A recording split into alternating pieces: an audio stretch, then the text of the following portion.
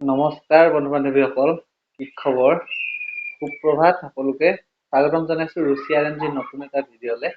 আৰু ৰাতিপুৱা উঠিলো, চাহ তাহ খালো, খাই এতিয়া আছো পাকঘৰত। আজি পাকঘৰৰ পৰা ব্লগটো আৰম্ভ কৰিছো আৰু বহুত দিন ব্লগ বনাব পৰা নাই কিছুমান অসুবিধাৰ কাৰণে। আৰু আজি ভাবিছো আকৌ নতুনকে আৰম্ভ কৰি যিমান পাৰো সোনকালে ভিডিঅ' দিবলৈ চেষ্টা কৰিম। আৰু আজি পাকঘৰৰ পৰা ভিডিঅ'টো আৰম্ভ কৰিছো আৰু পাকঘৰত আছো, হাঁহৰ মাংস বনাবলৈ লৈছো মোৰ ষ্টাইলত আচলতে। কেনেকুৱা হয় খাবলৈ নাজানো, কিন্তু বনাবলৈ লৈছো আৰু চাই থাকিব ভিডিঅ'টো। আজিৰ দিনটোত কি কি হয় কি কি নহয় গোটেইখিনি দেখাবলৈ চেষ্টা কৰিম। বলক আজিৰ ভিডিঅ'টো আৰম্ভ কৰো।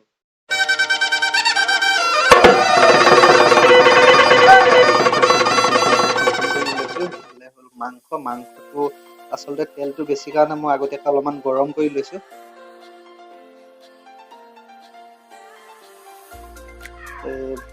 পিঁয়াজ আৰু বিলাহী, কেঁচা জলকীয়া, নৰসিংহ আৰু আদা ৰচুন অলপমান থেতেলিয়াই লৈছো এইফালে।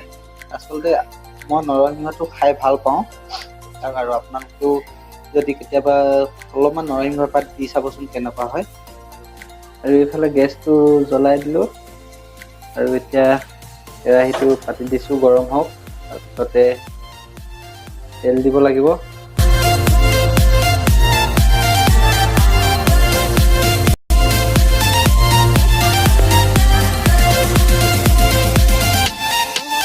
আৰু তেলটো গৰম হৈ গ'ল, এতিয়া দি দিওঁ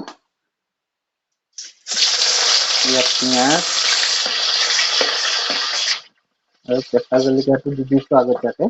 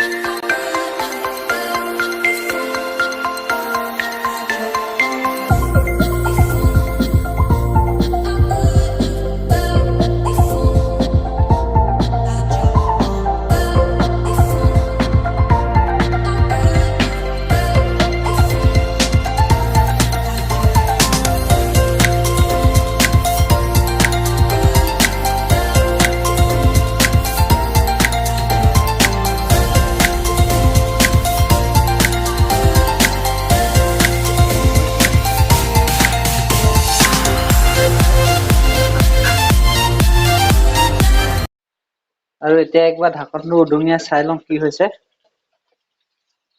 এইফালে বনি আছে আমাৰ হাঁহৰ মাংস। তেলটো বেছি আছিলে যিহেতু সেইকাৰণে বিলাহীটো দি দিবলগীয়া হ'ল তেলটো অলপ কাটিবৰ কাৰণে। আৰু এনেকৈ লৰাই দিম।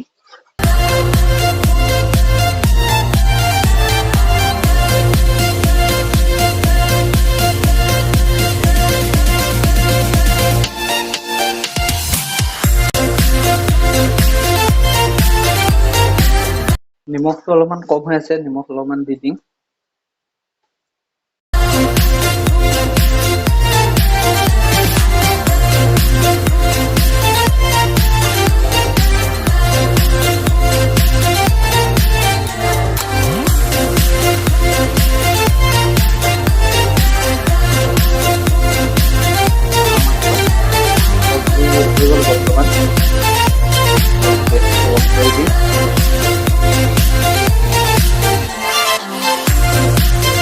এতিয়া হৈ গ'ল চব্জি। অ'কে, খাই পিনি দুপৰীয়া চব্জি তব্জি বনাই ভাত পানী খালোঁ, খাই কিছুমান কাম আছিলে কৰিলোঁ আৰু কৰি মেলি শুই দিলোঁ অকণমান। আৰু এতিয়া উঠিলোঁ, সন্ধিয়া হ'ব হৈছে আৰু অলপমান বজাৰৰ পৰা আহোঁ বুলি ভাবিছোঁ, চব্জি কিবা কিবি আনিবলৈ বজাৰলৈ যাওঁ বুলি ভাবিছোঁ। গা পা ধুই ৰেডি হ'লে সন্ধিয়া হ'ব হৈছে আৰু বজাৰৰ পৰা কিবা কিবি অলপ চব্জি লৈ আহোঁ আৰু পাওঁ কি নাপাওঁ চব্জি আনিবলৈ ওলাইছোঁ আৰু চাই থাকক। এইফালে আন্ধাৰ হওঁ হওঁ হৈছে, বজাৰলৈ আহি আছোঁ।